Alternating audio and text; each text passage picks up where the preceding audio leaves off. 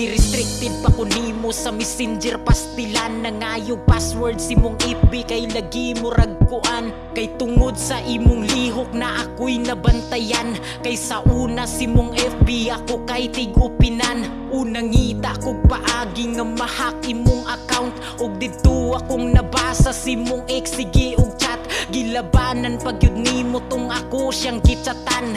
Nangayo kag dispensa niya ako nasakitan. Kay wala gid kay paki nga magguba ang relasyon. Imong pamilya gipasagdan, imong ex maoy rason. Mga message gidelete kay lagi hadlok masapon. Nagguba atong pamilya sa ing ana kasayon. Ug tungod sa kasakit nakabuhat nagdautan, nisulay ko og suicide aron kinabuhi tuldukan. Niinom pa kog lanit nagpakuryente way ipik, nakaligo sa akong suka nganong buhi pa ko shit. Karon wala nagyulami, puros away na lang tanan. Maluoy lang pud ko sa bata nga mawad ag amahan. Ang pangutana nga numan nga gisayangan mong tanan. Mga pagsalig na ko nimo karon